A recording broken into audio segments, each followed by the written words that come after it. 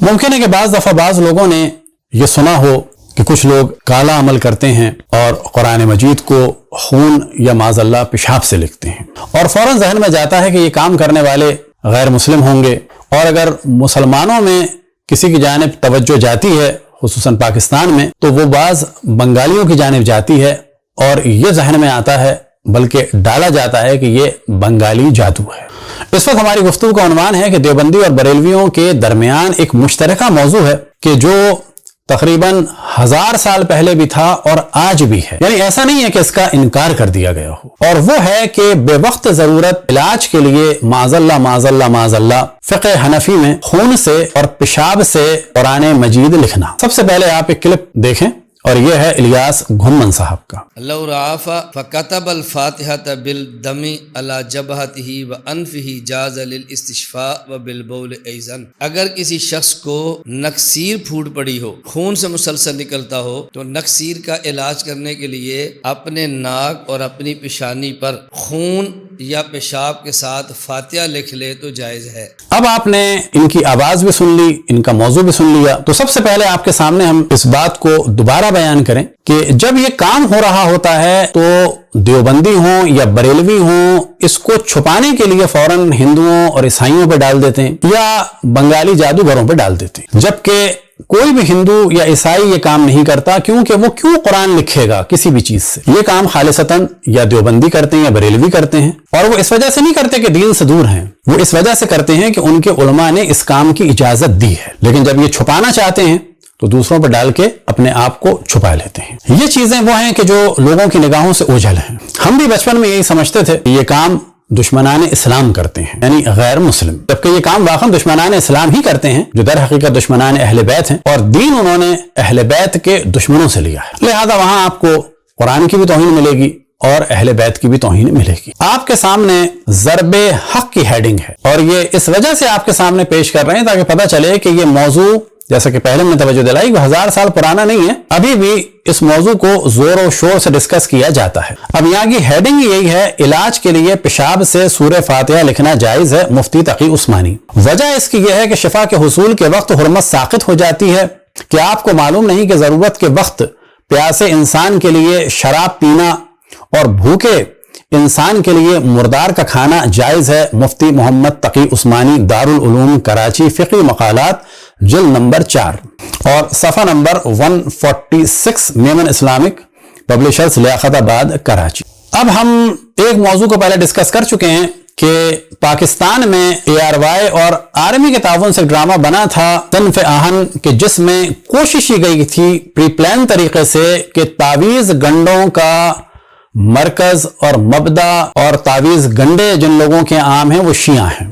تو پہلے بھی ہم ڈسکس کر چکے، ابھی بھی ڈسکس کریں گے کہ یہ چیزیں ذہن سے نکال دیں، یہ ہمارے خلاف ایک محاذ بنایا جا رہا ہے، اور جو علماء اہل سنت کی روش ہے کہ اپنے گند کو چھپا کے دوسرے پہ ڈالتے ہیں یا اس کو چھپانے کے لیے دوسروں پر الزام لگاتے ہیں۔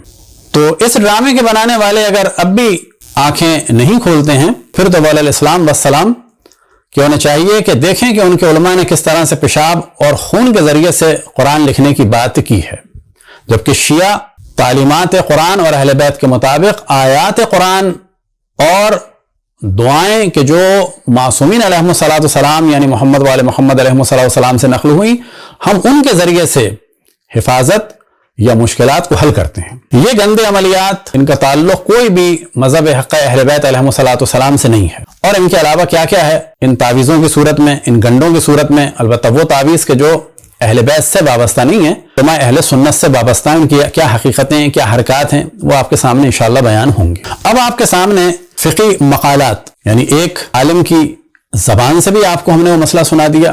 اب اس وقت کے مشہور و معروف عالم دین، مفتی، اسلامک جسٹس، اسلامک بینکنگ چلانے والے، وہ کہ اسلامک بینکنگ خود ایک ڈرامے سے زیادہ نہیں ہے اور سوشلزم اور کیپٹلزم سے زیادہ بدتر اور خطرناک ہے، اس کے بارے میں کبھی تفصیل سے بعد میں ڈسکشن ہم کریں گے۔ فقی مقالات جلد نمبر 4، شیخ الاسلام حضرت مولانا مفتی محمد تقی عثمانی صاحب، اور وہی ہے میمن اسلامک پبلشرز، اور صفحہ نمبر ہے وہی 146، اور یہاں پر فرماتے ہیں اگر کسی انسان کی ناک سے خون بہ پڑے اور وہ اس خون سے اپنی ناک اور پیشانی پر سورہ فاتحہ لکھے تو شفا کے حصول کے لیے بطور علاج ایسا کرنا جائز ہے، اور اگر پیشاب سے لکھے اور اس کو یہ معلوم ہو کہ اس کے اندر میرے لیے شفا ہے تو اس میں بھی کوئی حرج نہیں، لیکن یہ بات منقول نہیں ہے کہ حدیث سے نہیں آئی، لیکن پھر بھی یہ کرتے ہیں۔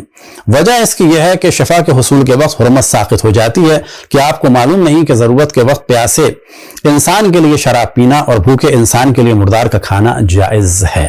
اب اس کی دوسری ایک چھاپ آپ کے سامنے ہے، ایک پرنٹ ہے فقی مقالات، اور وہی مفتی تقی عثمانی صاحب، جلد نمبر 4 اور صفحہ نمبر ہے 147، اور یہاں سے جو ہم نے کوسچن مارک لگایا ہے اس سے پہلے اس کو ہونا چاہیے تھا، لیکن اس کو انہوں نے غائب کر دیا ہے۔ پیج نمبر 146 آپ کے سامنے ہے، یہاں پر بھی یہ موضوع نہیں ہے اور 147 میں بھی نہیں ہے، اور اس کے درمیان یہ موضوع تھا جو انہوں نے غائب کر دیا۔ اب یہ موضوع فقط دیوبندیوں میں نہیں ہے، آپ کے سامنے ہے فتاوی رضویہ مع تخریج و ترجمہ عربی عبارات، جلد نمبر 23، اور یہ کون ہیں؟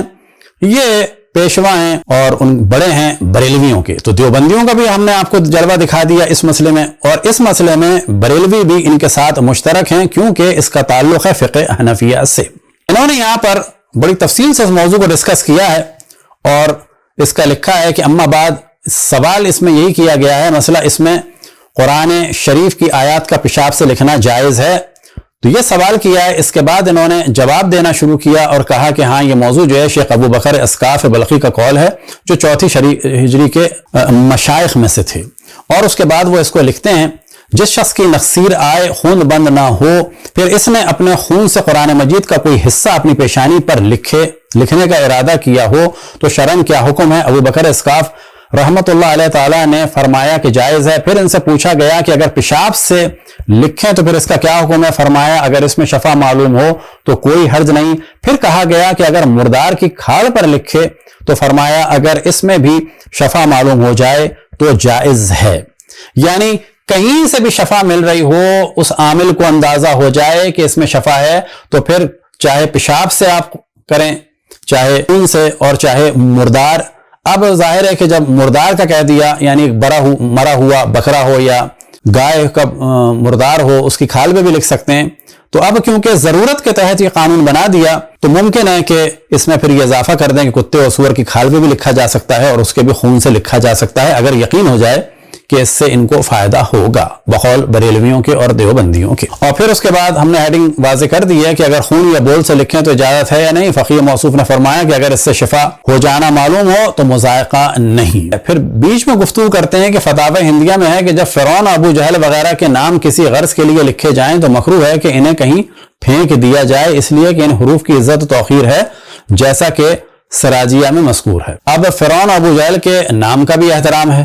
اب یہی والا مسئلہ بڑی تیزی سے ہم ڈسکس کرتے ہیں کہ قرآن پیشاب اور خون سے جس طرح سے اہل سنت میں بیان ہوا، اور یہ کتاب ہے جن لکھنے والے جو ہیں ابی لیث نصر بن محمد بن احمد الحنفی السمرقندی، الامام الفقی العلامہ، 373 میں ان کا انتقال ہوا ہے، اور اس کے بعد لکھ رہے ہیں کہ اسی ابو بکر اسقاف نے کہا کہ اگر اذا سال الدم، کہ اگر ناک سے خون بہے تو پھر وہ سورہ فاتحہ کے ذریعے خون سے، اس کو ہم نے بالدم کو ہائی لائٹ کر دیا ہے، پھر تیسری لائن میں بالدم ہے، اس کو چوتھی لائن میں بالبول یعنی پیشاب سے۔ وہ پورا موضوع احمد رضا بریلوی جنہوں نے بیان کیا ہے وہ پورا یہاں پر موجود ہے۔ الفتاوی سراجیہ، یہ کتاب ہے 569 کی۔ جیسا کہ ہم نے عرض کیا کہ یہ مسئلہ ان کے یہاں 1000 سال سے زیادہ سے چل رہا ہے، اور اس کے بھی پیج نمبر 331 میں یہی والا موضوع ہے، باب التداوی والعلاج، یعنی علاج اور معالجے کا باب، اور یہاں پر یہی والا موضوع ہے، اذا سال دم من انف انسان یکتب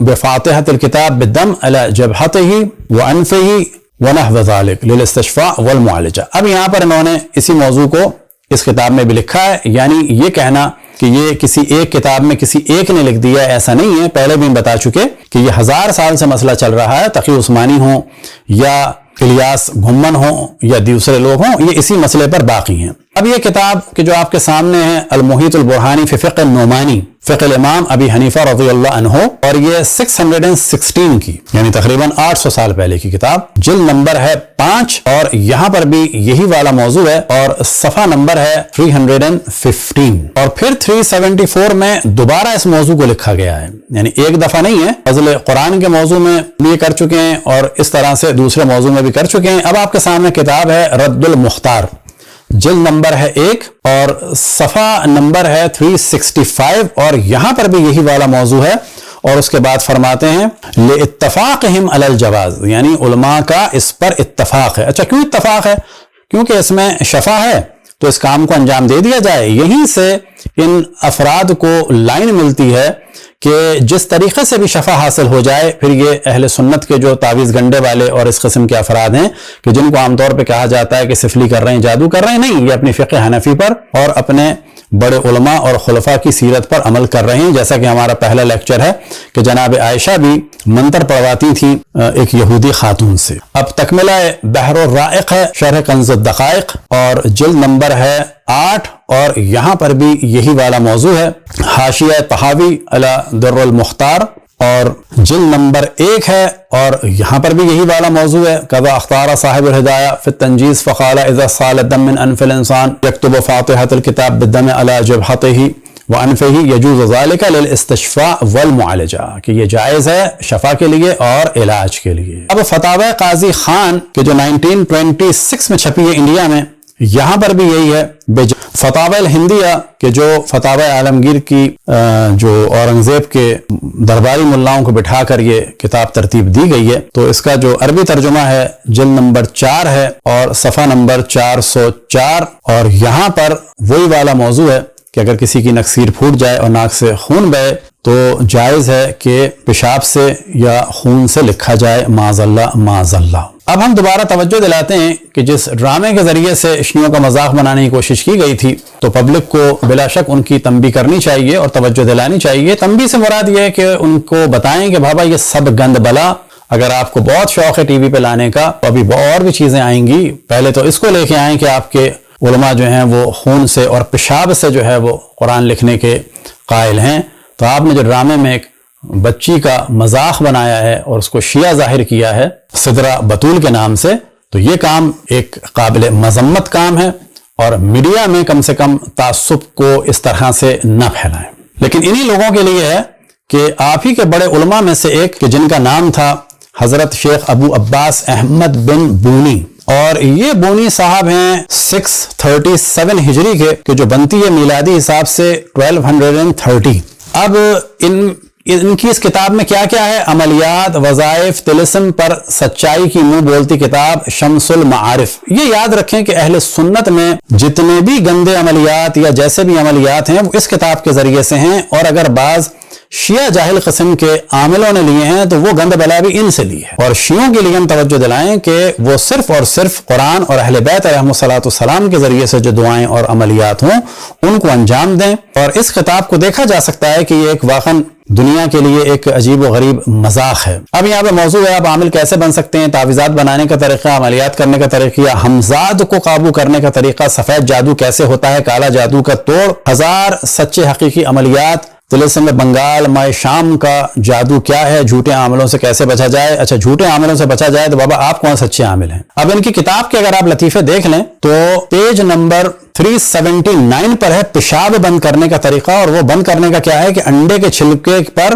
سورہ کوثر کو لکھا جائے ماں کے نام کے ساتھ، اور جہاں آگ جلائی جاتی ہے وہاں پر اس کو دفن کر دیا جائے تو اس کا پیشاب بند ہو جائے گا۔ اگر 7ویں دن اس کو نہیں نکالا تو وہ مر جائے گا، بعد میں کہتے ہیں لیکن اس کا گناہ ملے گا۔ یعنی یہ طریقہ بتا رہے ہیں کہ آگ والی جگہ پر انڈے کے چھلکے کے اوپر انا اعطینا کل کوثر اس طریقے سے لکھا جائے، معاذ اللہ کہ جو انہوں نے بتایا ہے کہ تصویر آپ کے سامنے ہے۔ پھر پیج نمبر 381 پر موصوف کہتے ہیں بحری یا خشکی کے سفر سے قافلے کو روکنے کا عمل۔ معلوم ہوا ہے کہ صرف شین عربی میں سریانی اور پتریشی حرف ہے، اس کی طبیعت آتشی اور تیسرے درجے میں گرم خشک ہے۔ اس کی خاصیت جہاز کو سفر دریا اور قافلے کو خشکی کے سفر سے روکنے کی ہے۔ منحوس ساعات میں یعنی جو نحس ساعت ہوں ان میں सीसे की तख्ती पर तावीज लिख कर रास्ते में दफन किया जाए, अजीब तासीर जाहिर होगी। अब इस तासीर के लिए क्या किया जाए? बुखोर। बुखोर ये होता है जैसे कि कोयले में लोबान डाला जाता है। बस कोयले में कोई भी चीज डाली जाए, चाहे वो लोबान डालें आप, चाहे कोई खाने की चीज डालें, चाहे गोश्त डालें, तो धुआं निकलता है। ये जो धुआं निकलता है इसको कहते हैं बुखोर। अब इसका बुखोर किस चीज का हो, तो देखें आप कि ये उलमा अहले सुन्नत में सफ़े अव्वल के आमिल हैं भूमि, और ये किताब आपको देवबंदी और बरेलवियों के हर जगह मिल जाएगी। क्या फरमाते हैं? इसका बुखोर चिड़िया की जबान, यानी चिड़िया मारे उसकी जबान से बुखोर दें। और क्या? चुंगादड़ का सर। अब इनसे सवाल किया जाए तमाम देवबंदी और बरेलवी उलमा से, क्योंकि आपको ये तमाम अहले सुन्नत के मदारिस में मिलेगी और तमाम उलमा अहले सुन्नत के घर में मिलेगी और तमाम आमिलीन अहले सुन्नत के घर में मिलेगी और इसी तरह से तकरीबन तमाम लाइब्रेरियों में मिलेगी। और अगर अब इसको आप सर्च करें इंग्लिश में, अरबी में, उर्दू में, हर जगह आपको इसके नुस्खे मिल जाएंगे और इसको कहा जाता है कि यह दुनिया की एक अजीम तरीन किताब है। लेकिन आप अगर किसी को देखेंगे कि चिड़िया से बुखोर कर रहा हो, चुंगादड़ के सर से बुखोर कर रहा हो, तो फौरन उलमाए देवबंद और बरेलवी कहेंगे जी कुरान से साबित नहीं है, शिरक है, जबकि ये सारे वो काम हैं जो इनके यहाँ हो रहे हैं। अब चिड़िया की जबान को काटा जाए, उसको बुखोर दिया जाए, चुंगादड़ के सर से बुखोर दिया जाए, इसके लिखने की सूरत यह है कि ऐसे लिखा जाए। और अब आप देखें कि उसके बाद जो है इस आयत को लिखा जाए और जैसा कि है कि इसको फिर रास्ते में दफन कर दिया जाए। कोई पूछने वाला नहीं है कि बाबा इस आयत की तौहीन हो रही है या नहीं हो रही है। अब यहां पर एहतलाम न हो। अब इसमें 1000 किस्म के लतीफे हैं, जल्दी में हमने 2-4 निकाल लिए। तो इसके लिए क्या अमल बताया है? तबारकल्लज़ी बियदिहिल मुल्क को लिखें, लेकिन लिखने के बाद क्या करें?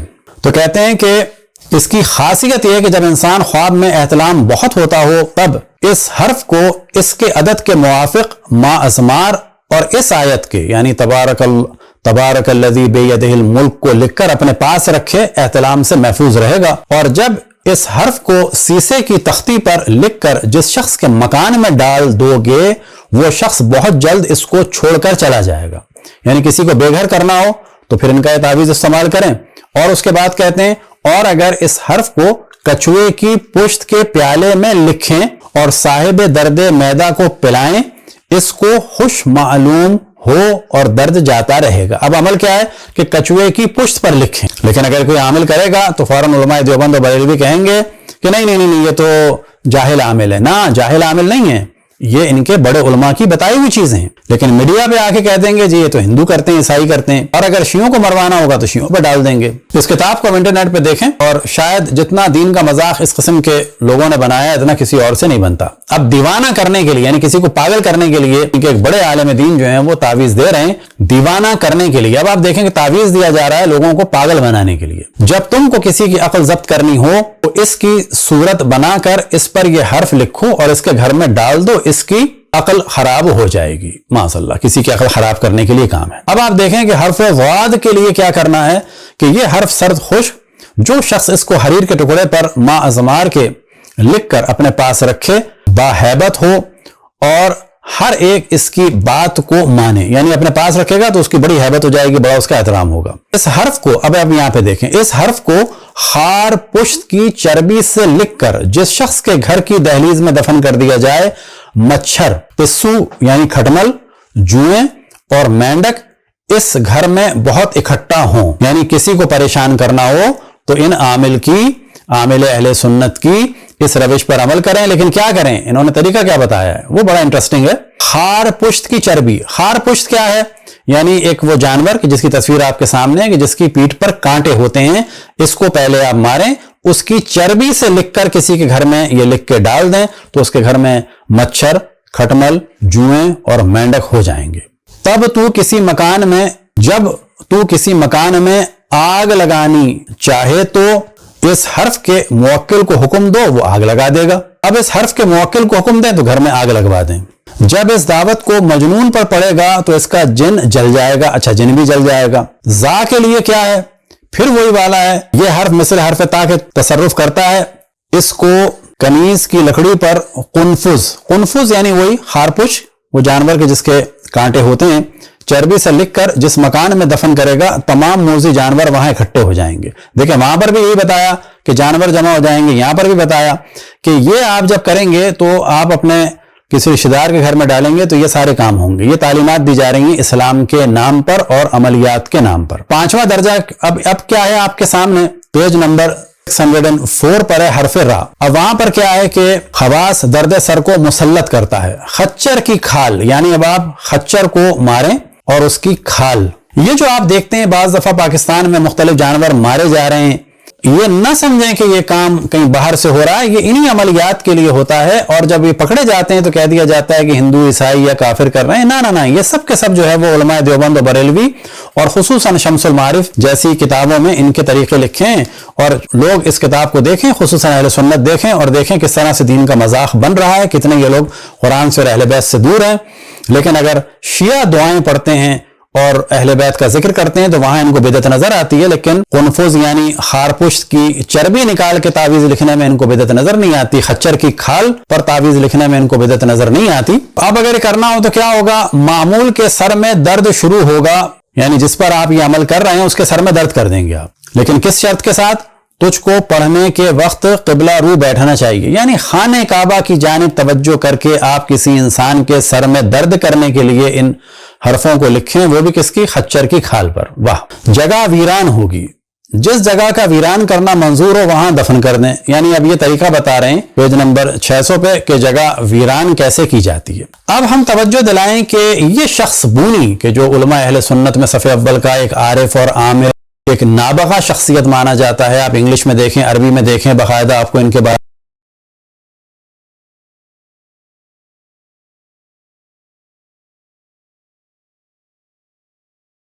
1274 میں جو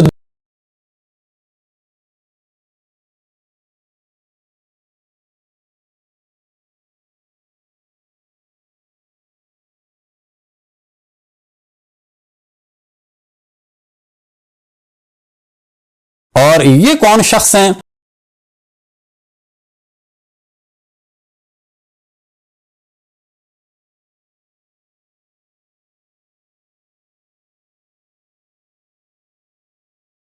ٹیلیسکوپ سے پہلے کے مرحلے کی دنیا کی پہلی سب سے بڑی جو رصدگاہ تھی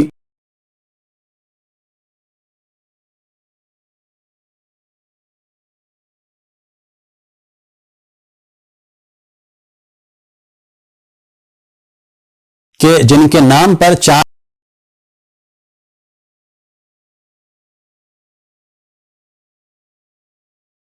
کہ کہا جاتا ہے، خصوصاً